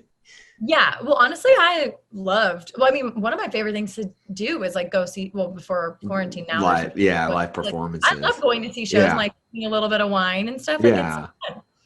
And you're a better audience member when I would love performing to an audience of drunk people. Like they're so much better. Like they laugh more, they cheer more, and like they're just more responsive. In order to be the best audience member I can be, I am going to take it upon myself to drink a couple glasses of wine. There you go. Yeah. Are you a red or white wine fan? Definitely a white wine fan. Chardonnay, that's my jam. But I like vodka soda, like that, like the White Claw stuff, So I don't know. I'm just not. I can't really. I wish I could drink beer still, but I just can't. It makes me like just bloated and tired, and it's like really sad. I actually like genuinely like the taste of beer. Yeah. Have you tried sours? Yeah, but it's like a warhead. I don't like sweet or like super sour. Like I don't like a strong tasting drink. Like I just want to like taste my alcohol. So that's why I was like, which I'm like, okay, speaking of alcohol, I don't know how we're all supposed to go back to getting alcohol at bars and restaurants now that we've all made our own drinks in quarantine. I know. I feel like everybody's their own bartender right now. And I've seen some. Yeah, I'm a heavy pourer. Yeah. So... You're like, and yeah, like if I make a vodka soda, it's like mostly vodka. And I've even talked to my own self. I'm like, oh, that's probably way too much vodka. Yeah. But you're home. I put like a little bit of soda water in there and like squeeze a lemon, put some ice. As long as it's cold, I'm good. Like, and I just like mix it up and I'm like, wow, I can't even really taste it. So I'm like, sure. Or like, I'll like taste the first sip and I get like chills off the first sip and that's it. But like, I don't like even want to go back to buying drinks at bars. I feel like because it's expensive. It's true. You might as well buy a bottle for how much, like, especially if you like cocktails. Yeah. Which I'm not. I wish I could be like a cool cocktail person, but honestly, if I have like more than 3 ingredients in a drink, like I'm out. You're like, Yeah. You like whiskey at all? I do love whiskey. Mm-hmm. Whiskey ginger used to be like my go-to, but then I started doing keto. It was actually like right before I ended up going on the show, like a few months. It was like a month or two, but I started it before I knew before that was even an option. But I stopped drinking whiskey gingers because whiskey soda kind of tasted weird, and like whiskey ginger ale had like a lot of carbs. So I was like, well, I'm obviously not going to stop drinking, so I just need to change what I'm drinking. Yeah. To that's why I kind of made the switch over to vodka soda, but I haven't tried that yet. it's not bad. Like, and I like it with lemon more than with lime, but I have friends who drink it with like an orange, like Tiffany, who I did the podcast with, she drinks it with an orange slice, but she's more of like a tequila soda person. But yeah, I think I don't really get hungover. Well, that's a plus. Like I'll get like a headache or I'll be tired, and that's like I feel like my hangovers, like I need PTO the next couple sick day. Like it just like, and I don't even have to like go out. Like it doesn't have to be like I'm getting like really turned, as the cool kids say. But like it's just like, and part of it maybe just because like it's like I'm not hydrated. Now I am a beer drinker, and so some craft beers are like really like almost like wine, 7-8%. And I'll feel fine when I go home. I'm not like even like drunk or buzzed, but I'll wake up the next day and it's just like, oh man, it's going to be Jeff Foxworthy. Speaking of Atlanta, had this famous bit where he's like, talks about just coming home from the bar and then the alarm clock goes off for work. He's like, it's going to be a long day today. Work today, boys. So it's, I mean, that's I try to definitely hydrate, but that's a plus. If you don't, that's a superpower. I mean, especially after some mixed drinks. Yeah, no, it definitely is. And I heard at some point, and I've Googled this and I guess it's kind of true, but I heard like a few years ago that the B vitamins, like taking vitamins, like I take vitamin C and B12 like every day and among other things now, but yeah, like vitamin C and B12, like that mix, like I would always like, I knew if I was going out that I would so I would have like a strategy when I would go out, like so and I don't want to deviate from that strategy because then I will end up like getting sick or something, you know. So I think a lot of reason why I don't get hungover or I don't get sick often, I mean it happens, but it's pretty rare. It's like I could count on one hand how many times like a year that it was happening, and like I was going out like almost every weekend, you know. That's like pretty impressive, I think. But and I can handle a headache and being a little tired. Like, you know, it's when you're like shaking is when it's bad.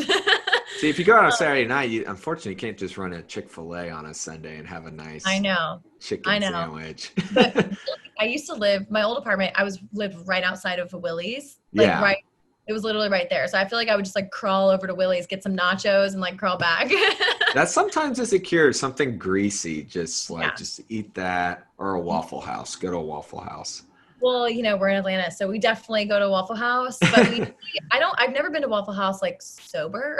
I don't think many have. I know. Like, no, I've definitely. Like 3 a.m. like just leaving the bars. And stuff. Like that's the best time to go to Waffle House. But so and well, actually, no, I did have Waffle House one time because they catered it for a job that I was doing. My work catered like for our Christmas party. They had like Waffle House catered. That's pretty awesome. Yeah. And I was like, oh yes, I like love Waffle House. And then I was like, I was eating it and my stomach instantly started cramping and I was like, oh, never mind. I can't eat this. It doesn't recognize your body sober. Like it doesn't have anything to soak up really. So like, I don't know if this is working. It's always funny when you go to a Waffle House at like 1 a.m., 2 a.m. Everyone's like this, like barely looking up at the waitress or waiter, you know. It's like the worst lighting too. It's like intense, crazy lighting. And like I have so many videos of me and my friends, or like pictures like of us just like talking. I don't even know. Like we're just drunk and like in a Waffle House and just like taking like, funny videos and whatever. And like, oh my God, we all look terrible because the light. Well, first of all, we've been partying for like 2 hours. Second of all, the lighting is so bad in there. Not good for anything. They're like, do you want hash browns? Yes, and throw all the cheese on top of it. Gravy, all of it. Everything with everything on this menu, I want on this plate. Yes, for sure. Yeah, 100%. I actually really like their breakfast sandwiches. They're like, I've not tried that. Yeah, they're actually like really good. Well, drunk, but they're good. Yeah. Everything is. Well, outside of my old apartment too, there was a McDonald's. So like that was open Mm. 24 hours. So only the drive-through was open 24 hours. But so we would have our Uber driver sometimes take us through the line there. But usually if we're going somewhere late night, it's either Waffle House, Cookout, or McDonald's. Hey, those McChickens at 2 a.m. Literally, I have eaten a 20-piece chicken nugget Right. by myself after that. Hey, no shame. No shame. I I mean, did not have dinner. there you So go. I was very hungry. You do get But that extra hunger. yeah, I mean, so good. Like their chicken nuggets are really good. I honestly feel like the best thing you can do to also kind of avoid that next day hangover is eat, like push yourself to eat. And if you can just drink like a 20-ounce water, I mean, I Yeah. don't know. I just feel like it can little slow it. If you don't, the next day is going to be painful. Right. And I mean, I also drank like a shit ton of water. Like Yeah. this is my handy dandy side. There you thing. go. You got to have I have it. a 32-ounce water bottle that I drink all of it. This is my second bottle. Yeah. And this is me being like slow. It's because I got up late. So, Yeah. I usually will like chug it. So I'm already pretty hydrated before I start drinking. Like that's why day drinking is hard for me because I don't really want to start drinking heavily at least. I don't want to start drinking until I've had at least like 2 of these. So I've had like 64 ounces of water. Just because I feel like I just will more likely be sick or hungover if that's what's happening. So yeah. And I mean, day drinking is hard anyway. I can day drink and I can night drink, but I cannot do both. Yeah. I don't, hard. man, there's some people that are machines. They just can keep going and keep going. They can start at like 11 o'clock and during the day. It's not even PM yet. There's no PM yet. So technically you're still morning. You're still in the morning. And then they'll go until midnight or 1 a.m. Mm-hmm. It's not me. I've done it a few times, I will say. But it's never ended well. Those are the only times I've like been hungover where I'm like, I'm going to die. I'm shaking. Yeah. I'm like, I'm like sweating. Like this is not, I'm just like in bed the next day. Just like an alcohol poisoning. Like, no, I've only done it a few times, but I regretted it every time. Well, and I think, the big thing of a hangover is dehydration. So, if you're not drinking that water. Right. But I feel like also with day drinking, like, especially in the summer, I feel like I day drink more, or I would day drink more. Mm. This is not a normal summer, but now I just drink whenever I want. But, but yeah, like, because I mean, going to the pool and stuff, like drinking with your friends at the pool, or I don't really like watch sports, but like I know, football, whatever is on. So like if I was out with people watching the games, like we would drink, and I would definitely be drinking because I didn't know what was going on with the game, and I also didn't care. So the more I started to kind of at least pretend like I cared.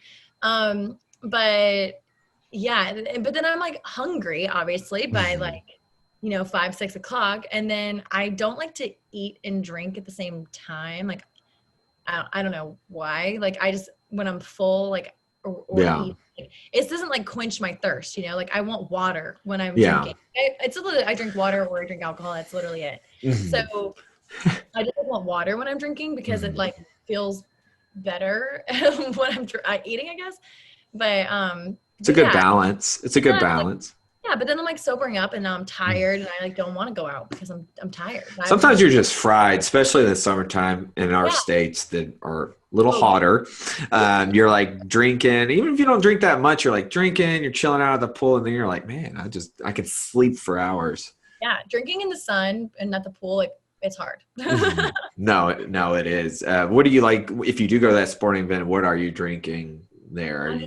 Literally, if I'm choosing, which mostly I am, I guess, is I'm drinking Chardonnay, or I mean, I do like some of the other drier wines, like Sauvignon Blanc. I think is one, like Grigio, I think is another one. I don't know, but I like Chardonnay.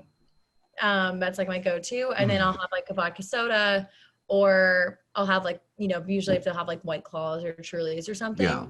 But that's pretty much it. Seltzer's taken over the industry. They're good. Like, also they're not like too sweet for me. I feel like I need to be drinking them outside though. Like I Yeah. don't really like to just like And sit they're around. like what, 4%, 4.5% or something like that. So you can, They're like 5-ish, or yeah, yeah, 4.5. like on the 5. They're not too extreme. I mean, they're kind of a little refreshing. Like I don't feel like when I drink them. Not like Right. And there's like something. 0 carbs or like 1 Yeah. carb and like no sugar really in it. So for me, I think that's the sugar for me. It's probably for everybody. That it's Yeah. the sugar. Like if I have like a sugar, that's why I don't really love cocktails as much because I feel like I Mhm. find more like sugar More things in them. sweet than that you Yeah, than you do the alcohol. right. Like if I'm gonna take a shot, I would almost rather just take a shot of straight alcohol, like liquor, Yeah. than take a mixed shot. But it is. I don't really like mixed drinks, I Mixed guess. drinks. So not like Irish Baileys or like White Russians and stuff like that. Yeah. Really. Yeah, not Gin and really. tonics? Gin and tonic. I Yeah. mean, I'll drink gin and tonic. If I'm choosing though, it's gonna be vodka soda. Vodka soda. If I'm gonna do liquor, it's gonna be vodka soda. But Mhm. I've done like tequila soda or like I've done gin and tonics. I don't love tonic though, so like Yeah. yeah, I'd It's not rather for just everybody. I mean, it's kind of a required. yeah, I'd rather just have gin. Well, But like even with like vodka, like that is definitely like, or I feel like some people are either or. They're either vodka or they're tequila. yeah, I'm definitely more vodka. Mhm. Just because I feel like tequila drinks, like tequila soda doesn't bother me, but I've actually never really been drunk off just tequila, so I don't really know. I guess maybe I should try that out before I start working again. Every time But I think of tequila, I think of that Dan and Shay song. oh yeah, yeah. Well, I mean, I don't know. People like my roommate, like she loves, like she's definitely a tequila person. Like Tiffany, Mm. who I do the podcast with, she's definitely a tequila person. Like her boyfriend Bert is for sure a tequila person. Tequila. Like he's Tito's or like Patron. And so Oh yeah. like really hard to hang out with. Well, he's not. He's like really fun. But like it's I always joke with him about like, oh my God, it's so hard hanging out with you because especially before quarantine, if we Mhm. would go out anywhere, because he's like, the Burt Show or whatever. And like I don't know if you've heard of it there, but it's like been around for like 20 years here. And he's Bert on the Oh Burt yeah, Show. yeah, yeah, yeah. Yeah. No, I know the Birch Road. Yeah. Yeah. So, it's, people will It, recognize him from that and then we'll get free drinks and he always wants shots and he always wants, it's like Patron. It's like shots. Patron. It's a good. I mean, that's a good one if you're gonna have a Yeah. shot. It's not bad. Or sometimes it's some other tequila that I don't It, really know, but I know when I notice it's Patron and I'm just like, Jesus Christ. well, actually, for my mom's birthday, that's my gift to her. We always do Patron shots for her Oh, birthdays. nice. So, I mean, I'm kind of on fit. Like, I'm either or. I used to work for Red Bull in college, so we would do Red Bull vodkas. Yeah. So like, I'm used Yeah. to that. I just don't like. There's certain vodka I like. I won't do Sky. So just I'm not a Sky fan. I do like Bad Tito's memories. if I Yeah. had choice, Tito's but is good. I like Tito's. yeah. But I'm not like anti-vodka or anti-tequila. I mean, I'll be honest, a beer guy, or I'll Yeah. do an old fashioned here and there when What's they're your not. favorite beer? Well, like you mentioned pool. Like I love Pilsners. I love Kolsch's. I call them social beers, just stuff I can hang out on a patio. I will venture into the IPAs here and there if they're very not over hoppy. You're in Atlanta, so Sweetwater 420 Pella is really good and it's very Yeah. drinkable. I recommend it to people who aren't even big beer drinkers just because they're like, it's too hoppy. Super That hoppy, one's yeah. good. No, it's an easy one. You got to watch though because it can add up because it's like 6%. But Right. yeah, I would say Kolsch Blonde. I like some Ambers. I'm not a huge stout person because I Okay. just feel full. Like you're talking about, like Yeah. it's a dessert. Like I feel like I'm drinking a cake. Like See, like my favorite beer before couldn't drink it anymore was probably like Blue Moon or something. it's not bad. Hefeweizens are great. I mean, especially right when it's warmer, like Blue Moon. Uh-huh. Have you had Stock Top, which they're almost like neck and neck. Well, because I really just wanted beer like in the summer mostly. Yeah. Like, which honestly, like right when I stopped really being able to drink beer and like coming to terms with that. Yeah. But I would start like that's when kind of like the White Claws and the Trulies came out. So I was like, wow, this is great timing.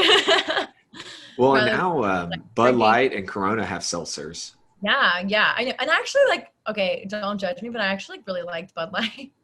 No, I don't mind Violet. I know, see for me. I'm not a beer snob. I'm really not. Like I used to drink Bud Light a lot. The only thing is like I'll lean more towards Miller Lite because it is a pilsner. But I'm really Yeah. not like picky. If someone's like, "Here you go," I mean, if it's there, I'll have it. Because Yeah. honestly, you go to some of these sporting events and their craft beer is like I could get a 6 pack Right. pack of that. Right. But no, I'm not. There are people who are like, "Oh, that's water." Well, I mean. Yeah, but I can hang with it for a little bit, Yeah. I mean, there's some, IPAs that you're like, too, you're like, calling it a day. Like, Yeah. no, there's nothing like Bud I Light's fine. tried I tried one time, like in college. God, I want to say it's like a hops executioner or something. That was a lot. Very hoppy. I'm trying to think. Very. I think I know that one because that's the thing about breweries; they're everywhere, Yeah. and there's some that are Oh all yeah, over. I guess that's true. They're not probably sold in every place, but I don't even know what place it's from, honestly. But I really know like nothing about alcohol. I just know what I like, and that's And that's it. perfectly fine. I Yeah. mean, I think, and sometimes that's the safest thing Yes. because you know how your body's going to react. You're also going to know if you pay for it, you're going to enjoy it. I Right. think that goes for food too. It's like, yes, Yeah. every now and then you want to explore out just to say you did, but Right. it's better safe than sorry. Exactly. So well, going back real quick to the theater and musicals, how many times have you seen Hamilton this summer? I mean, since it dropped. I watched it twice, the same day. Yeah. And I haven't really watched it since because I don't know. I just haven't. I don't know. Have there been any theaters there in Atlanta? Mhm. I was actually, I did a Zoom play this weekend through a Cool. theater in New York. Are anybody kind of Like adapting you were there? acting in it, or were you I was like? acting in it. Yeah, Oh, it was out of Alpha, New York City theater. It okay, was called 10 Ways to Survive Life in Quarantine. nice. so, so in Atlanta, are you seeing any theaters trying to do any adaptive things, or have this kind Yeah, of been definitely. Yeah, I've had a few friends who've been doing like the Zoom, like like a reading of a play virtual or readings? yeah, Yeah. those kinds of things. I actually saw recently one of my friends from college. She did they did like an outdoor like they were far enough away from everybody too, and like when they weren't singing, I think they were wearing masks and stuff too. Like everyone on the audience was wearing masks, but Yeah. I think they had it virtually as well if you didn't want to go. But um, and I think it was for some charity. I cannot remember. I honestly saw it like while they already had done it. I missed it, I guess, before I Mhm. missed the announcement of it, um, but yeah, they were doing like 90s songs and stuff, and they were all like black women. And so they were doing Yeah. like black women in the 90s and early Oh, 2000s, nice. like really good, like power songs from those times. And like I saw the clips of it and it was really, really, they are all very talented people. Um, but yeah, I mean, people are doing like some things like that. And I'm mostly seeing virtual stuff, but I think now maybe there's maybe some opportunities for some outside things, but nothing like an actual show, just kind of Mhm. like cabarets and virtual Yeah. readings. Yeah. Yeah, I really do miss the theater. Like, I mean, that was just a cool experience. It was like this summer, I was like, why not? Why not? But like, I do wonder what's going to happen with a lot of local, especially local theaters in Yeah, me city, too. just because there's so much great talent and so many theaters put on shows, but it is kind of hard because like with music, I feel there's more ways to adapt. Obviously, if you're a singer songwriter, it's just you, and that same with like comedy, but like Yeah. plays, it's the interaction. I mean, do you guys have Shakespeare in the Park in Atlanta? Do you do Shakespeare in the Park? Um, We have Shakespeare Not here. anymore. Yeah. It used to be a thing that I loved. Yeah. Get some wine, chill, watch them. Right. Well, my older roommate. So I live with just one person now, but I did live Mhm. with her and another person. Yeah. His name's Robert. He's an actor as well. That's how I met him. We were like Mhm. doing an apprenticeship together when we got out of college. So we had lived together for like 5 years, and he did this thing called Shit Face Shakespeare, and it's like it's all over. I think they might have some in Texas somewhere.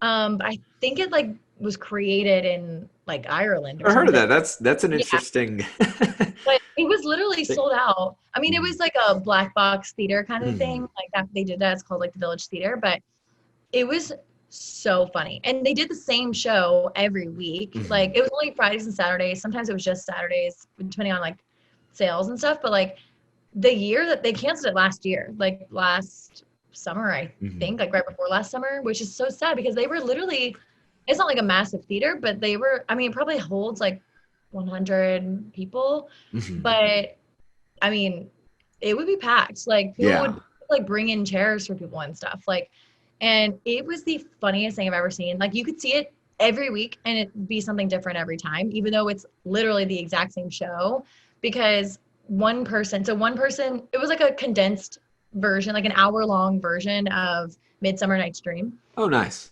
And it was it was only like, if you are familiar with it, I'm sure you've probably read it. Oh, yeah. It's only like the lovers, like the four Oh, lovers. Dimitri. Yeah, and Yeah. Puck. And that's Puck, it. yeah. No one else is in it. So it's really just like they're like 5 people in the show. And they do have like a showrunner who's like supposed to be like the like an MC, I guess, almost, just kind of helping with like the drunk person because they would there's my cat again. Because one person they would have, it's a different character every week they'd be like that, but one person in the cast would be drunk and they would be like legit drunk. Like they'd start drinking at like 3:00, 3:30. And by the time show starts at like 7:30, like they're pretty drunk already. And it was like they got it down to like a science. Like they would have like based on your body weight and stuff, like how much you drink an hour. So like the person who's an MC was like essentially their handler, basically, like making sure Jesus. My cat He's like, just only talk about Cats, the musical. I know. He's like, why aren't you talking about me anymore? Yeah. He's like, write a musical on me. There is. I have shown you called Cats. But yeah, it was just like the best. It was so much fun. And like the drunk person can there's like a lot of audience interaction too. Like it was just really fun. And like the drunk person could completely change the show. And like the actors in the show had to just kind of go with whatever the drunk person was doing. So a lot of times like, the 2 guys would end up together and the 2 girls would end up together or like they turn into like instead of a sword fight, it's like a Harry Potter wands, like one person would bring out like, and people would like take their pants off. Like it was just really funny. And I loved it. And I wish they would bring it back after quarantine, obviously, but like, God, it was so fun. And I love bringing people to that show that didn't normally like going to theater, like going to see shows and stuff because they all loved it. So, and I always got to go for free for the most part because my roommate was in it. Oh, that's good. That's always a good perk. And he had like free tickets every week for it. So a lot of times I would get to use like his comps, but yeah, it was just so fun. And we were all drunk too. Like they want you to drink, obviously. Yeah. Like they really like, it's just so fun. It's kind of like improv Shakespeare, I guess, like a quick improv Shakespeare. And it's just really funny. Well, you mentioned Puck. I actually auditioned for Puck in high school. Oh, cool. I unfortunately couldn't do the show, but yeah, no, that's a classic, Midsummer Night's Dream. I've never been in it. I don't think Shakespeare is really It's not for everybody. I mean, it is very tough to do. I like it. I like Shakespeare. I like watching good people doing Shakespeare. It's hard to do though. And I feel like you have to like really understand it. Like these people are like actually like trained Shakespeare. Yeah. Like they have been in other shows that are like not being drunk, like that are actual performances. But it's just funny to watch them all like let loose kind of and like be in the show. That's so like crazy. And it's still Shakespeare, but it's so almost like not making fun of it, but just like seeing more humor in it, I guess, and like just changing it. And it's kind of all over the place. Well, if you read a lot of Shakespeare, there's always characters kind of like that. Yeah, there's always fumbling over, romance. I love Much to Do About Nothing is a great one as well. Yeah. I always we were talking about my senior year about doing Caesar, but my director was thinking about doing Mad Max style, like a post-apocalyptic. Cool, we never ended up doing it, but I was like, man, that would have been kind of cool to do that style. What were some shows you were in? I was mostly in musicals. I did I was Millie in Thoroughly Modern Millie. That was nice. I did senior year of high school actually, and I like cut my hair and everything. Like up to like a bob. You went full method. Yeah. Well, I basically had to because it was like I thought basically I was like it's honestly easier to just cut my hair than it is to try to fumble with all these wigs. So I had like a million costume changes too, and I was like dancing and singing, and I didn't want to have to like worry about my wig and yeah, it was just a lot easier for me to just cut my hair. I didn't get bangs, but I did get, like, I kind of like pinned back my hair, I guess. And I had it up to it was the shortest it could be without it like being shaved in the back. So it's definitely like a bob. But it was actually kind of cute. It was weird at first, but it was kind of cute. But I did a lot of like children's shows in high school, which were really, really fun. I never really got cast in the children's shows in college. I always got cast as like a funny, kind of promiscuous character. But I did get to direct. I was the first student to direct a main stage children's show. Oh, nice. My senior year of college, we did Honk the Musical, which I actually was in Honk the Musical in my senior year of high school. So it was kind of like cool, like full circle moment, I guess. But I'm trying to think. I did theater for like 11 years. So I did and basically back to back for 11 years. So I did a lot of shows. High School Musical was the first show I was ever in. Oh, nice. I was an other student. I wasn't even like a stereotype student. I was like an other. That was really fun though, because it was 2007, so it had just come out in like 2005, 2006, I think. So that was really fun. That sold out. We had to add weekends to that show because that sold out before it was like a month before we even like were close to performing it, and it sold out. So people loved High School Musical. I mean, I think it still stands the time. It was still talked about. Maybe that'll be my next drunk review. I can drunk review High School Musical. You should. You got to do the dance that start your own, get blue. Yeah, I will be doing this. Yes.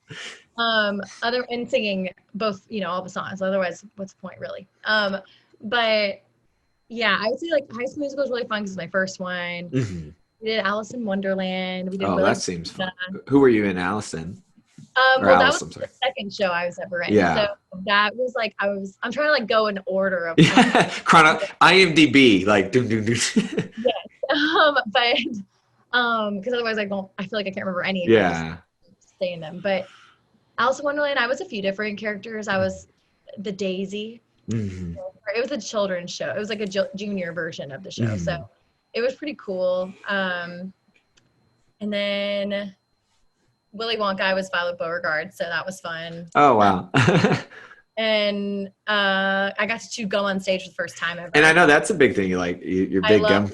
Yeah, that's like my thing. And you should get like a sponsorship for your gum. Would love. I have 5 gum. If you happen to be listening, I love you. So let me know. I spent a lot of money on your product the last like 10 years. See, there you go. I mean, they should. Yeah. Now's the time. I know, right? But yeah. So that was a show I did. We did like Footloose. That was fun. I'm trying to just think of shows that people would know, I guess, more. But well, going back to your directing, what kind of director were you? Did you like the actors to keep to the script? Did you give them a little more room to improv? Like, I mean, I definitely want them to like stick to the script. Obviously, because like it's written like that for a reason. So I want to like respect the text. But, I would definitely want them to explore like with characterization, I guess. Like, I never directed anything really before. So, and my first thing was like a big main stage show. So it was kind of like overwhelming, and it was a musical. So they just like, it's about the Ugly Duckling, if you don't know. And, it's because I didn't know until I did it. Yeah, I actually haven't heard of the musical. It's called Honk the Musical. It's really, really cute. It's a great children's show. And it's basically about like the Ugly Duckling. And so when I first did it, I was like one of the mean ducks that like his siblings were like mean to him. And we did it for kids, and they would we would see them after the show and our costumes still and all that. And they'd be like, why are you so mean? Why are you so mean to Ugly? Because they buy into. I mean, they believe you're that character when you. I was like, oh, sorry, it was he's weird. Like I don't know what to say. Like I'm sorry. Yeah, the children's show. I did Lion Witch in the Wardrobe, and I was Edmund, the little brother. And so Edmund is kind of the brat, and people buy into that. One of the first plays I ever saw. Was Lion Witch in the Wardrobe? Like really remember it because it was in elementary school, but like it was in Tampa. Like we went to the Tampa Bay Arts Center, like as a field trip and saw that show. That and Fudgemania is what we saw, I think. And so I don't really remember either one of them, but I know I saw them. Almost broke my arm in that show, actually. So I had a quick scene change where you got to quickly run. I ran behind the curtain, had to be back on, and there was a little rod sticking out. I guess the curtain hadn't been all the way lifted up, and my foot just caught it, and I'm just like, fly like an eagle. And then I just go like fall face first, like break my wireless mic. And I get back up and I'm just running on it in my arm. Like I was like, I have a broken arm.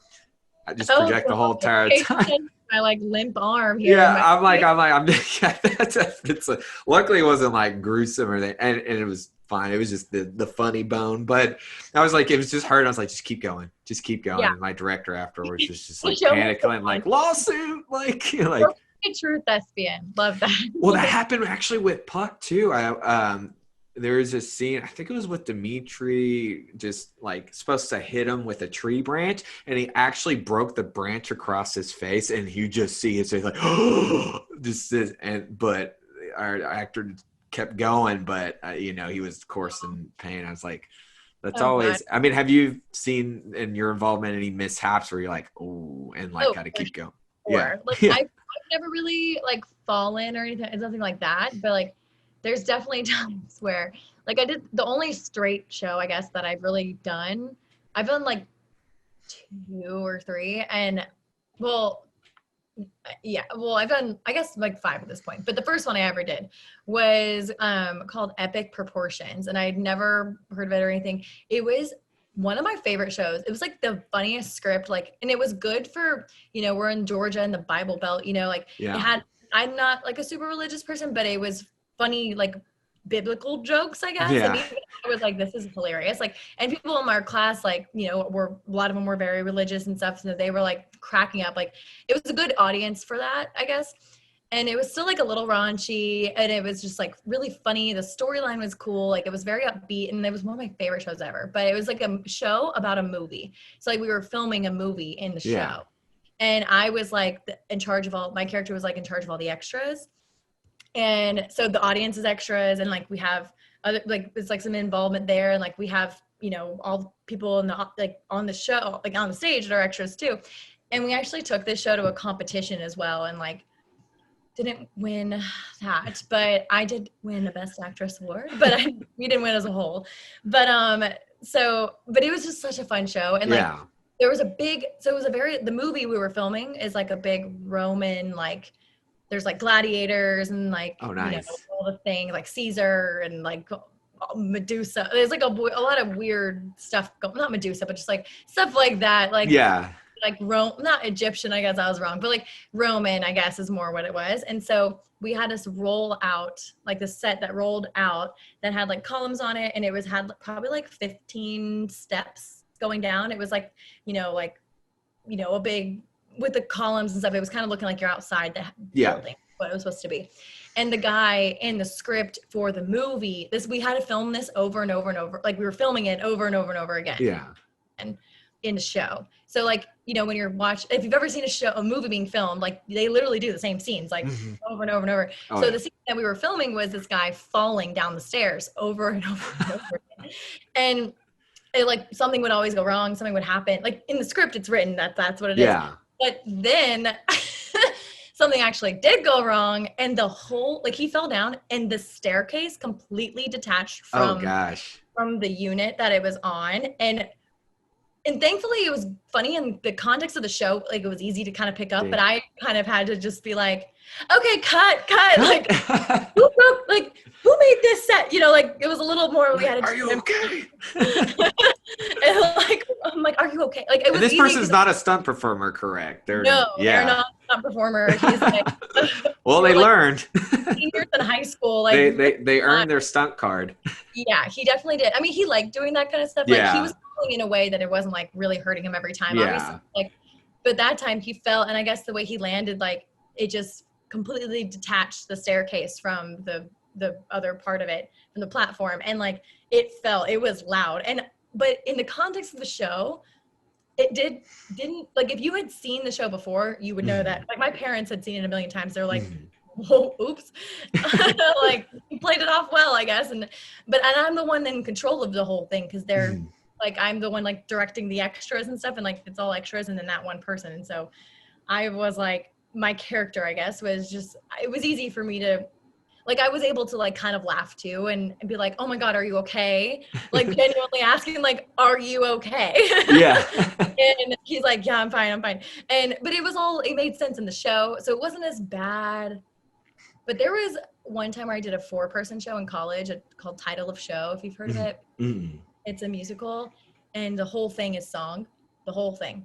And it's like never stop singing. And one of the guys like just straight up forgot all of his lines to the point where he needed to he like asked for his script. Oh, but wow. at the same No. time, in context, I mean, that's not how the show goes, but in No. context of the show, because Title of Show is a musical about writing a musical. Okay. So there was a little saving grace, right? Or Yeah. And those things, it's like the context of those shows, like it wasn't as big of a deal, but like things always, I mean, you've done shows like, yeah. things always happen. People It will, never like, goes all the time to plan. To say that you've been in a perfect show no. it's crazy. It's Right. You're gonna have that one performance. I mean, even with this play, it was on Zoom. There's some technical, like we were having earlier, just that loading, buffering. Right. It's gonna happen. Well, and I used to do outdoor theater. That's what I did. Mhm. That's my apprenticeship I did after college. I did it for like a year after college, and it was all outdoor site-specific theater. So like there was lots of challenges with that.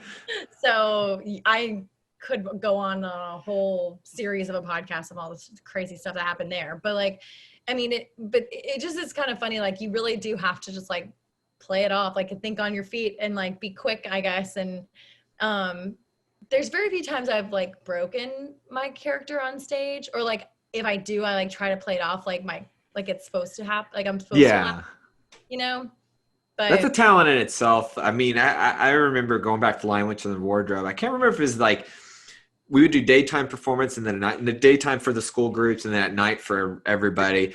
And I remember it was Mr. Beaver. It's just a scene where with Mr. and Mrs. Beaver, and somebody missed their line. And Mr. Beaver, our actor William, did a perfect job. Just started ad-libbing, but you don't know. Like, I mean, I was like, we're just at that one awkward moment, like, uh-oh. And then William's just like, hey, blah, blah, blah, blah, and flesh and blood. And I'm like, awesome. Like, so sometimes you guys just roll with the punches. I mean, it's fun to switch it up a little bit too. Like, yeah. Like in high school and college, we only did shows for like a couple weeks. But when I did like professional, I guess, quote unquote theater, like at a regional theater was when I apprenticed it's called Serenbe, and they do outdoor site specific shows, and like they're a regional theater. So like it's more like a professional thing. And so we did a children's show though, and it was outdoors. We did a Wizard of Oz. It was like a new adaptation of it. It was like a script written just for us. But it was still like the general Wizard of Oz, obviously, and I was the lion. Oh, nice. It was really fun. It was so hot. But oh, I bet. But we did it every week for the summer. Every day we did it. We did that show almost 100 times. Oh, wow. Because we then toured it to schools. Oh, well, that'd be cool though. I mean, that's a good payoff, right? But it was weird because it's site specific theater. Like we literally were doing this show on a farm, like down a pathway, and there was a yellow brick road. Like we were going up and down a yellow brick road. We had legitimate. Yeah, like we had like there were actual bricks that were yellow, and like we walked up and down the yellow brick road. People sat on the sides of it, and there was literally like donkeys and llamas and stuff like right on the other side of the fence. So like we had somebody eat someone's straw hat, not somebody, but like a donkey ate a straw hat of one of like audience members once, and we were like, we had to just like improv a lot of stuff, I guess, because it's like a script that was written for us. It wasn't that big. I would take more liberties with it because we did it so much. Oh no, you're frozen again. Oh, there it goes. Yeah. It's bound to happen at some point. But I mean, honestly, we did that show so many times that at some points it would be a whole different show. Sometimes we would just like change it up and we'd just go with it because we were like kind of bored of doing the same show over and over. And we just like change the whole story basically. Well, finally, do you want to make a return at some point to theater, or are those days behind you?